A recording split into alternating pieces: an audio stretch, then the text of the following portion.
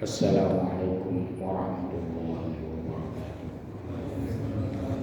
Innal hamdalillah nahmaduhu wa nasta'inuhu wa nasta'dihi wa na'udzu billahi min shururi anfusina wa min sayyiati a'malina. Man yahdihillahu fahuwal muhtadi wa man yudlil falan tajid lahu waliyyan mursyida. Wa man yudlil fala hadiya lahu.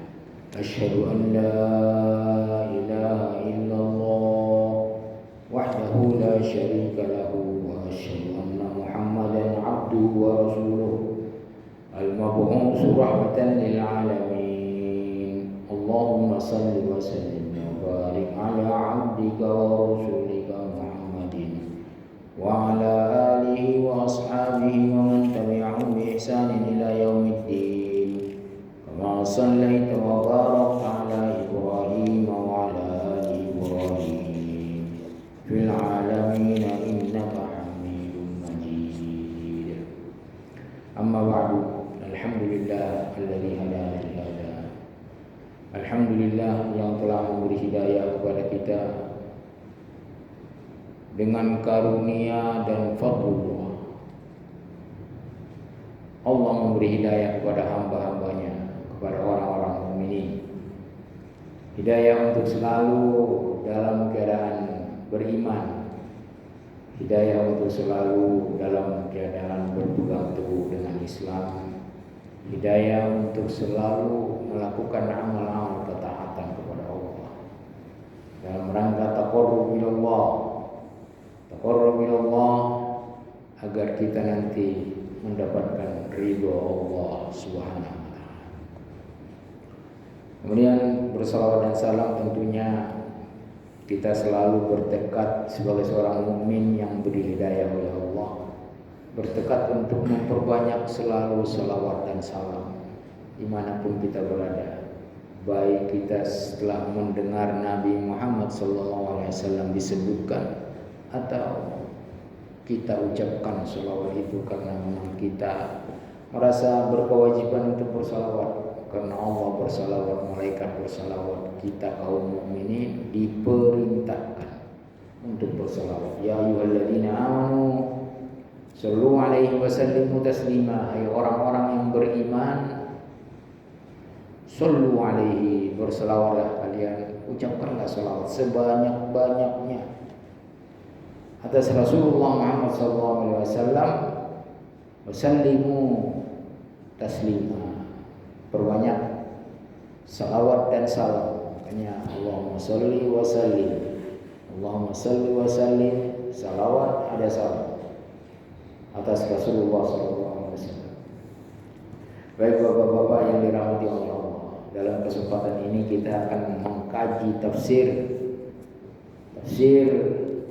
Kita ringkas dari tafsir Ibnu Katsir, tafsir Al-Quran Al-Azim. Kita akan bahas sedikit tadabbur tentang surah Fatir ayat 29 sampai selanjutnya. Fatir ini kalau diartikan dalam bahasa Indonesia terjemahnya adalah pencipta yang menciptakan. Fatir, fa'il, ismu fa'il. A'udzu billahi minasyaitonir rajim. Innal ladzina yatluna kitaballah wa aqamus shalah wa anfaqu mimma razaqnahum sirran wa 'alaniyah yarjuna tijaratan lan tabur liyuwaffiyahum ujurahum wa yazidahum min fadlih innahu ghafurun syakur. Innal ladzina, sesungguhnya, ini Allah yang berfirman dari langit yang paling tinggi. Sesungguhnya orang-orang yang yatluna, tala yatlu, utlu. Tala artinya membaca. membaca lebih dari membaca. Kalau sekedar membaca namanya Iqra. Iqra sekedar membaca. Tapi kalau yang namanya tala yatlu utlu, baca dan bacalah, kemudian utlu, itu khusus untuk kitabullah Al-Quran. Jadi tidak ada di dalam istilah Al-Quran, di dalam istilah Al-Quran, dalam bahasa Al-Quran ini ayat-ayatnya tidak ada di situ yang mengatakan kalau tilawah itu talayatlu utlu itu kepada bacaan lain selain kitabullah Al-Quran. Ini kelebihannya tilawah. Watlu ma uhiya ilaika, hai Muhammad, bacakanlah kepada kaum muslimin, kepada manusia, ma uhiya ilaika, apa yang diwahyukan oleh Allah. Kalau kitab yang lain itu bisa Iqra. Iqra bismi rabbikal ladzi khalaq. Iqra kitabaka kafa bi nafsi.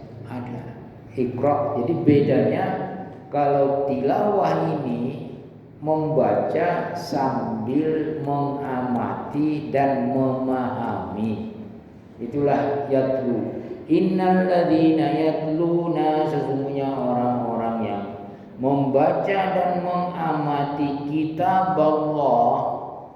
Kitab Allah namanya Al-Quran, mushaf Al-Quran. Al-Quran ini dibaca oleh orang-orang yang dikhususkan oleh Allah, dibaca oleh orang-orang mukminin, muslimin, wa aqamus shalah, dan kemudian mereka mendirikan sholat. Kenapa Allah Subhanahu wa taala menyuruh kita di dalam banyak ayat-ayat untuk membaca, mengamati kitab Allah Al-Quran? Di ayat-ayat lain ada berbentuk kewajiban. Afala yatadabbarunal Qur'an am ala qulubin aqfaluha. Afala yatadabbarunal Qur'an, apakah mereka tidak mau tadabbur, mengamati, membaca, memahami, mengamalkan Al-Quran? Am ala qulubin aqfaluha, atau barangkali hati mereka telah ditutup oleh Allah untuk tidak bisa mentadabbur dan membaca Al-Quran. Afala yatadabbaruna Al-Quran, dalam ayat lain, dalam surah lain dikatakan afala yatadabbaruna Al-Quran, apakah mereka tidak tadabbur, mengamati, memikirkan, meneliti Al-Quran itu, ayat-ayat Al-Quran itu. Walau kana min indi ghairillah, kalau seandainya kitab Allah Al-Quran itu min indi ghairillah, dalam surah An-Nisa, kalaulah Al-Quran ini diturunkan selain, diwahyukan selain dari Allah, lawajadu fihi ikhtilafan katsira, mereka pasti, kalau bukan dari Allah, kalau bukan wahyu Allah, mereka pasti menemukan pada kitab itu yang bukan wahyu Allah tadi ikhtilafan katsira, banyak kekacauan, banyak hal-hal yang bertolak belakang. Kalau Al-Quran la raiba fi, ini dia yang dibaca, kita disuruh membaca, karena nanti bacaan kita itu nyambung dari dunia ke alam barzakh kita. Ini Al-Quran kekal ini, kalau udah kita baca dia kekal akan disimpan nanti. Jadi data bacaan kita, digital bacaan kita akan disimpan nanti di sisi Allah dekat Al-Arsh. Ini luar biasa ini Al-Quran. Kemudian nanti Nanti di surga kita akan ditampakkan lagi bacaan ini, malah disuruh membaca. Udah mau masuk surga ini disuruh baca. Iqra warattil, rattil tadi, tartil. Iqra warattil wartaqi. Baca, rattil, membaca secara bagus, tartil namanya. Membaca secara. Kemudian naiklah derajatmu di surga. Karena posisimu di surga nanti pada posisi akhir ayat Al-Quran yang engkau baca. Berapa banyak kita baca Al-Quran? Makanya Allah Subhanahu wa Ta'ala menyarankan kepada kita. Allah Subhanahu wa Ta'ala mengatakan, baca Al-Quran, fahami dan amalkan. Karena inilah sumbernya, sumber kehidupan kita. Hidayah ada di sini, kehidupan ada di sini, Al-Quran ini. Dari sinilah sumber ilmu yang digali oleh para ulama-ulama, ahli-ahli, penemu-penemu ilmu-ilmu pengetahuan dari Al-Quran ini. Dari Al-Quran, ilmu janin, ilmu tambang, ilmu perang, ilmu kapal ada di sini, walaupun tidak detail. Makanya disuruh baca ini. Ini sudah lengkap, walaupun tidak sedetail yang ditemukan sekarang. Ilmu apa yang tidak ada? Ilmu listrik pun ada, ilmu bumi ada, ilmu lautan bisa terbakar pun ada. Sekarang baru ditemukan di dalam lautan itu ada api, baru ditemukan. Ilmu tentang bagaimana laut bisa dibatasi antara yang tawar dengan yang asin ada di sini. Sampai sekarang belum ada orang yang bisa menciptakan alat itu untuk membatasi air. Di sini tawar, di sini asin, di sini keruh. Belum ada yang bisa sampai sekarang. Manusia manapun belum ada. Ini tidak ada di situ, tidak ada di situ barzaknya, tidak ada ininya, tidak ada tembok, nggak ada besi, nggak ada baja, tapi bisa berpisah kekuasaan Allah. Itu perlu diteliti, perlu diteliti. Ilmu janin, ilmu tentang janin sudah ada di sini. Bagaimana ciptaan manusia itu, walaupun tidak sedetail sekarang. Dari air mani, nutfah, jadi daging, jadi tulang, tulang dibungkus, kemudian jadi orang, lahir, ada di sini semua. Makanya ulama-ulama kita, ulama-ulama, terutama ulama-ulama yang kita ikuti, mazhab-mazhab yang kita ikuti, itu rata-rata mengambil pedoman ilmu, baik ilmu fikih, baik ilmu agama, ilmu tentang pengetahuan alam, itu dari sini. Dari sini.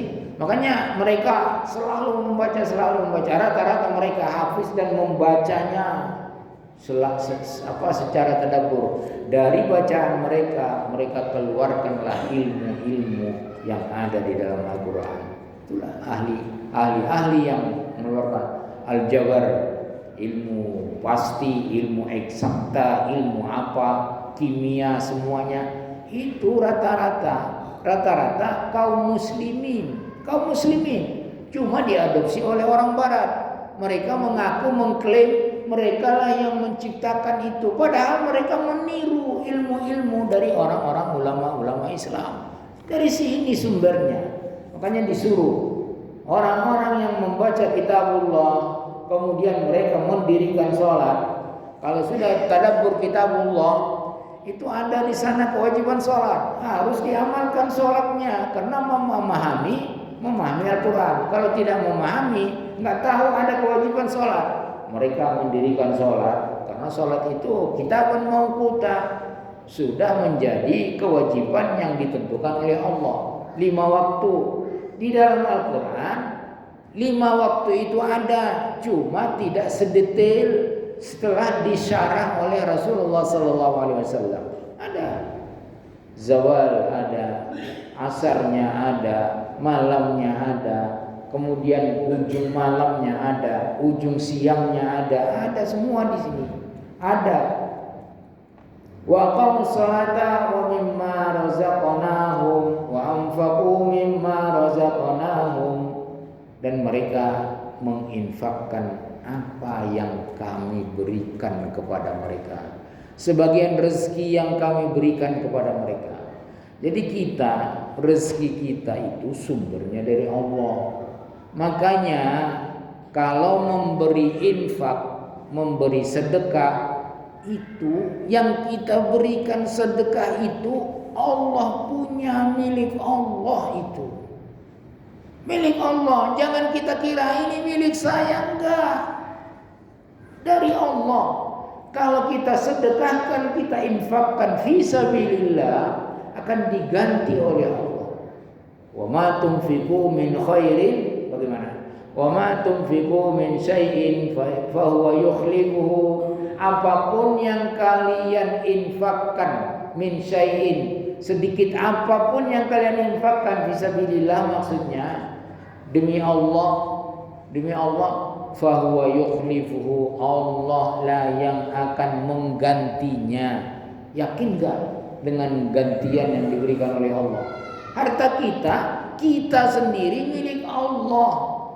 Kita milik Allah. Jangan kita menganggap kita ini bisa cari duit, bisa. Tidak, bukan begitu anggapan kita. Kita itu melaksanakan itu karena apa? Karena ibadah kepada Allah. Carilah harta, carilah kehidupan untuk beribadah kepada Allah. Ini panggilannya.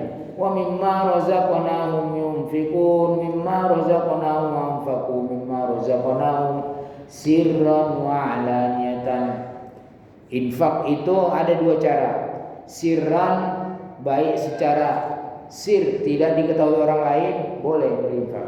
Wa alaniyatan, secara diketahui orang lain, boleh juga. Asal jangan riya. Jadi jangan riya. Berinfak, beramal apapun, jangan riya, ingin diketahui, ingin dipamer-pamerkan kepada orang lain. Jadi kita beramal itu, kalau menurut kebanyakan ulama, lebih bagus sirron. Karena kalau alaniyatan, nampak-nampak, dinampak-nampakkan, itu kita manusia ini cenderung kepada apa? Senang dipuji. Jadi untuk menghindari itu, lebih bagus antara kita dengan Allah, tidak ada orang yang ini. Jangan pula kita nanti mengumbar sedekah kita supaya dipuji orang, tidak. Jadi sirran wa alaniyatan, yarjuna tijaratan lan tabur. Apa yarjuna? Yarjuna artinya mereka mengharapkan. Tijaratan artinya berdagang dengan Allah. Kita ini dagang dengan Allah. Coba bayangkan.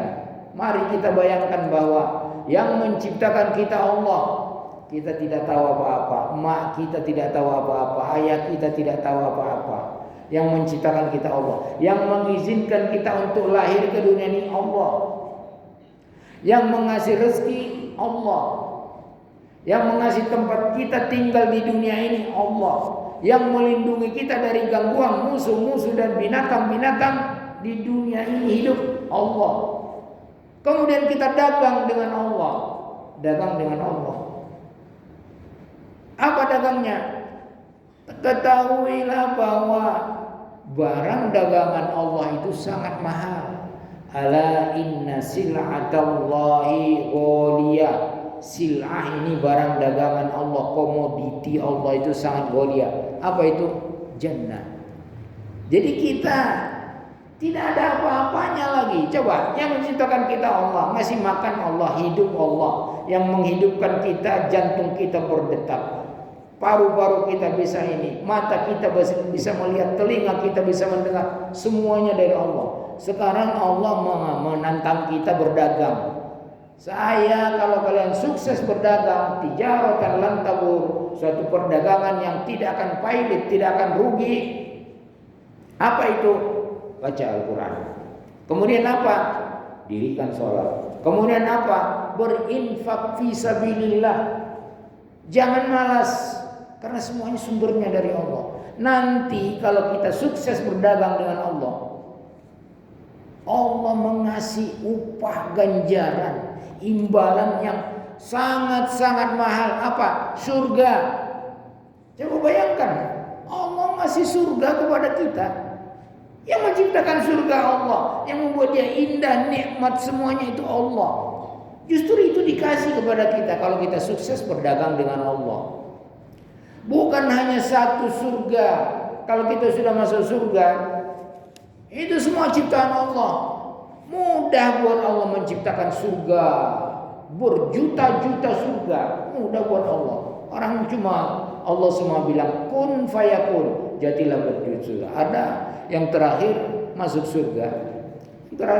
Ditawarkan oleh Allah, mau kau saya kasih di surga ini kekayaan 10 kali lipat kekayaan semua orang manusia di dunia ini. Coba bayangkan, 10 kali lipat. Jadi surga itu sudah luas. Kalau Allah berkehendak lebih luas. Apapun yang kita minta di surga dikasih oleh Allah. Ini janji Allah. Tidak akan mungkin Allah menyalahi janjinya. Tijaratan lan tabur, suatu perdagangan dengan Allah yang tidak akan rugi, tidak akan pahit. Liwafiyahum ujurahum, Allah akan menyempurnakan nanti ganjaran amal mereka. Di akhirat. Jadi ada kesempurnaan ganjaran itu hanya di akhirat. Di dunia ini tidak kelihatan. Di dunia ini kita beramal ikhlas sesuai dengan yang dicontohkan oleh Rasulullah SAW. Liwafiyahum, disempurnakan nanti orang-orang yang beramal soleh terus. Ujurahum wa yazidahum min fadlih, malah Allah menambah karunia-Nya yang lain yang kita tidak hingga, tidak kira, tidak menyangka akan ditambah oleh Allah. Ini kepemurahan Allah ini. Ar-Rahman, Ar-Rahim, kepemurahan Allah begitu. Jadi bagi Allah kekayaan dunia ini kalau kita mau menginfakkannya fisabilillah, Allah akan ganti dengan yang lebih baik, yang lebih banyak, yang lebih berkah. Yakinlah Allah tidak akan menyalahi janjinya. Yakinlah bahwa semua rezeki kita, sehebat apapun kita bekerja, sehebat apa kita pun banting tulang, semuanya bersumber dari Allah. Innahu ghafurun syakur. Kenapa Allah memberikan ganjaran dan balasan kepada orang-orang yang beramal soleh? Karena Allah Maha Pengampun. Bagaimanapun kita kurangnya beramal soleh, Allah tetap ghafur. Kemudian syakur. Allah, kita beramal sedikit, Allah kasih ganjaran yang banyak. Coba contohnya, amal sedikit dikasih dikasih ganjaran yang banyak. Kita mengatakan subhanallah bihamdihi 100 kali. Sedikit rasanya. Menurut kita enteng itu. Subhanallah bihamdihi 100 kali. Subhanallah kalau dihitung-hitung 2 menit. Subhanallah bihamdihi. Allah Ghafur. Di mana Allah Ghafur di sini? Diampuni dosa kita walaupun sebanyak buih di lautan. Ghafur Allah. Syakur Allah. Allah mensyukuri amal kita yang menurut kita kecil itu. Tapi Allah mensyukurinya. Syukurnya apa? Diampuni dosa kita. Apa yang lebih banyak yang lebih hebat dari ampunan dosa? Ampunan dosa itu adalah persyaratan untuk masuk ke dalam surga. Untuk mendapatkan surga, semua manusia mukmin, manusia yang berdosa, yang bermaksiat harus lebih dahulu diampuni dosanya. Ada ampunan dosa tanpa neraka, ada ampunan dosa melalui neraka. Semuanya harus diampuni dosanya. Bersih, masuk surga itu bersih, tidak ada dosanya, dicuci bersih oleh Allah. Nanti sebelum masuk surga, di dalam hadis sahih, kita akan dimandikan dengan air kesegaran, air kehidupan, baru masuk surga. Melalui neraka, iya. Wa in minkum illa wariduha. Di dalam surat Maryam dikatakan tidak ada kecualinya di antara kalian harus melewati neraka. Ini namanya ampunan dosa, pembakaran dosa. Nanti Allah juga yang mengeluarkan. Kita banyak maksiat. Di ujung ayat ini ada 3 tipe manusia yang beriman pewaris kitabullah yang selalu dibaca. Kita lanjutkan. Walladzi auhayna ilaika minal kitabi wal haqqu musaddiqan lima baina yadayhi innallaha bi'ibadihi khabirun basir.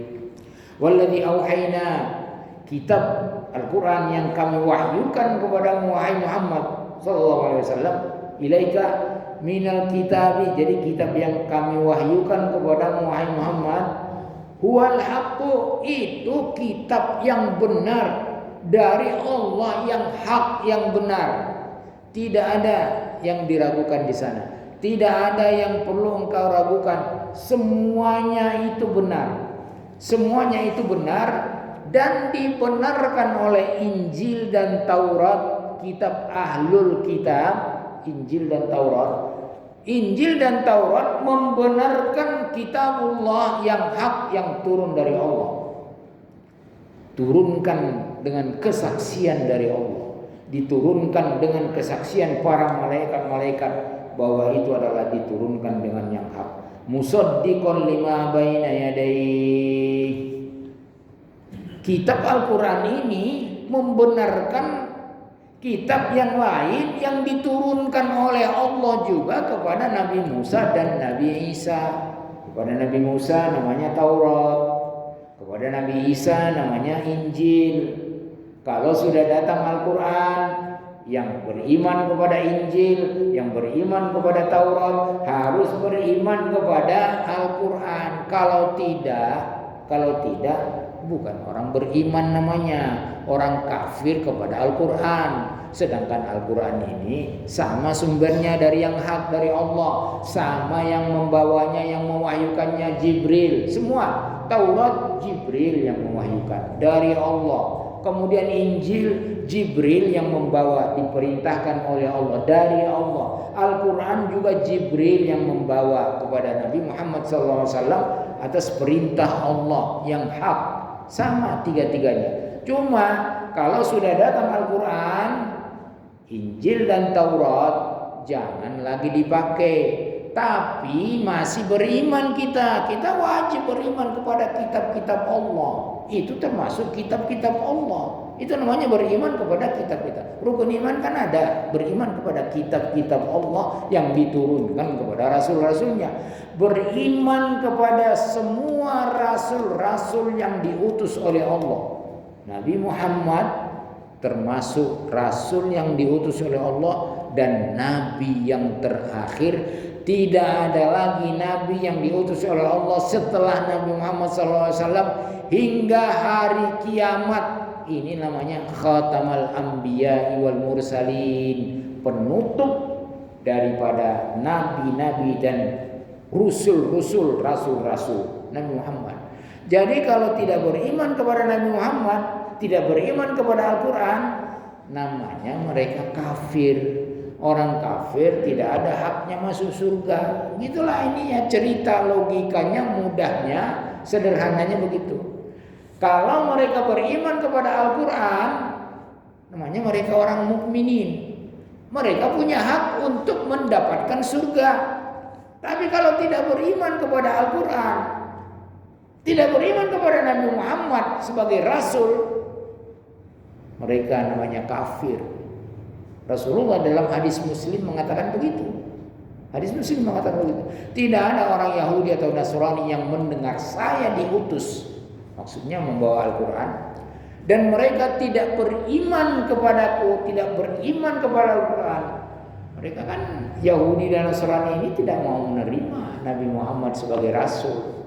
Karena menurut mereka, dugaan mereka, harapan mereka, Nabi yang akan datang, yang diberi kabar gembira oleh Nabi Isa dan Nabi Musa, memberi tanda-tanda ada nanti seorang Nabi yang akan datang. Itu mereka harap, orang-orang Yahudi dan Nasrani, mereka harap dari keturunan Bani Israel. Ternyata bukan, Nabi Muhammad bukan keturunan Bani Israel, keturunan Arab asli. Keturunan Arab asli. Jadi Rasulullah Arab asli. Nabi Soleh Arab asli. Nabi Daud Arab asli. Jadi ada 4. Arab asli itu ada 4. Jadi Rasulullah ini, karena yang mereka harapkan bukan ini, bukan Muhammad SAW,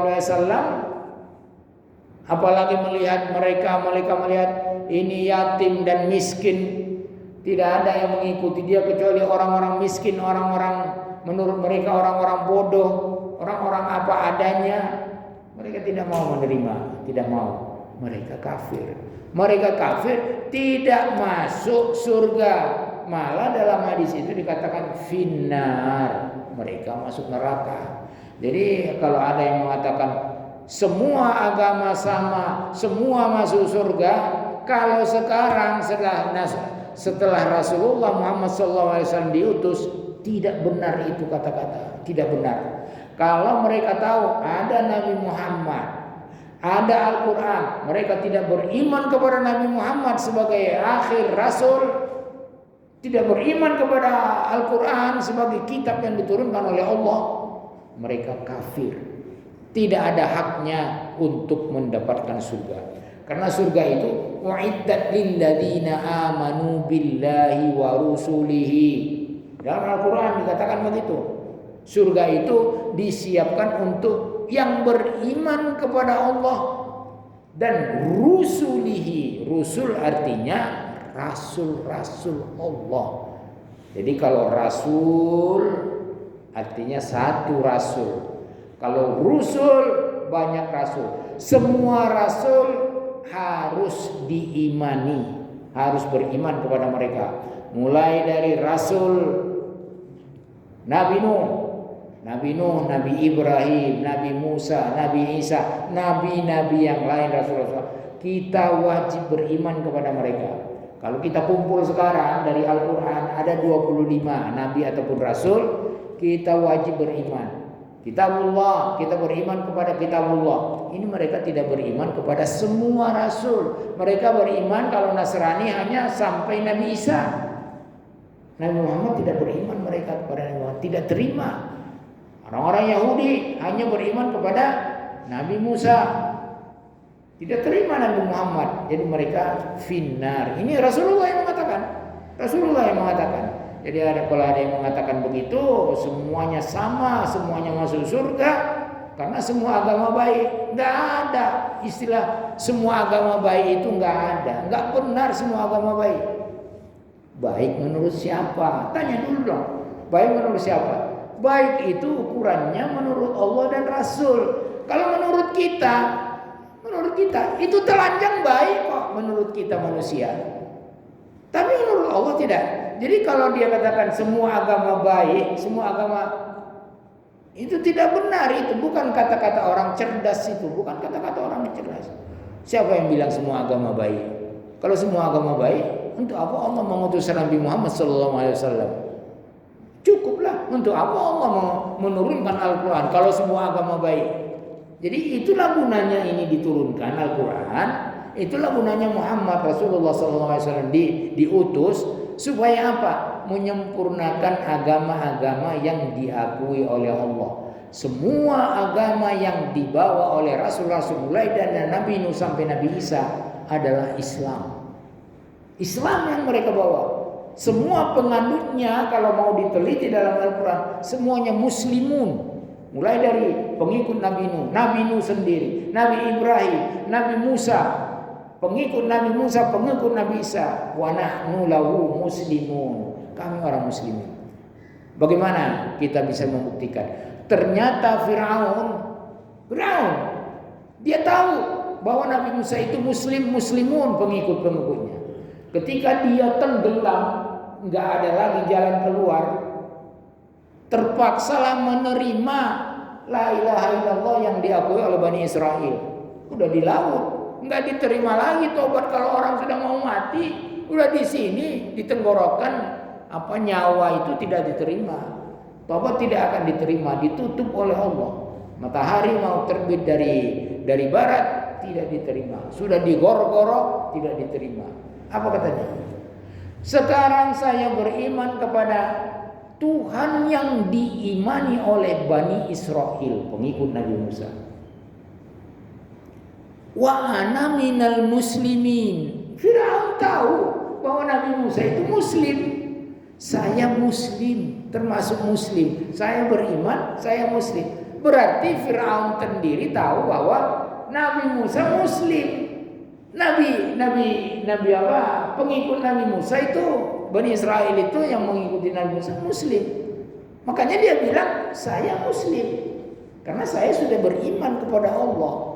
Jadi dia tahu bahwa Nabi Musa itu muslim, pengikutnya muslimin. Makanya dia bilang, tapi Allah tidak terima. Alan, sekarang baru tobat kau. Sudah mau mati, sudah mau tenggelam baru tobat. Tidak. Mati kau tenggelam, tapi matimu tidak tenggelam, tidak diketahui orang. Tidak. Tenggelam, saya selamatkan badanmu, didoronglah oleh ombak ke pantai. Orang melihat, oh ini benar Firaun. Jadi orang itu yang membenarkan bahwa Firaun sudah mati tenggelam. Kalau Firaun tidak dibawa ke pantai, orang nggak percaya Firaun mati tenggelam. Karena dia mengaku Tuhan. Masa Tuhan mati tenggelam? Firaun mengaku Tuhan kan? Wa ana rabbukumul a'la dalam surat An-Nazi'at. Wa ana rabbukumul a'la. Saya ini Tuhan kalian, bukan Tuhan Nabi Musa, Tuhan kalian. Bukan Tuhan Musa, saya. Kalau tidak diselamatkan badannya, jasadnya ke pantai, disaksikan oleh orang banyak, orang tidak percaya Firaun mati tenggelam. Orang dia Tuhan. Makanya ini suatu hikmah dibalik kenapa Firaun itu diselamatkan, kemudian sekarang diawetkan jadi mumi. Sampai sekarang ada. Kalau melihat Firaun yang tenggelam itu sampai sekarang ada. Di antara penyebab banyak pakar-pakar ilmuwan masuk surga itu antara lain itu kekuasaan Allah menyelamatkan Firaun, udah tenggelam di tengah laut, tapi Allah menyelamatkan badannya supaya jadi peringatan buat orang-orang yang datang setelahnya. Summa awrasnal kitabal ladzina astafaina min ibadina. Ini dia kita ini. Kemudian kami wariskan Alkitab yang kita baca selalu itu, yang kita tilawah selalu itu, kami wariskan. Ini Allah yang mewariskan. Semua kan Allah yang mewariskan. Dunia ini warisan untuk Allah. Semuanya milik Allah, Allah yang mewarisi. Tapi ini sekarang Allah memberi warisan kepada kita, alladzina astafaina, kepada orang-orang yang kami pilih. Siapa yang dipilih? Yang beriman kepada Al-Quran.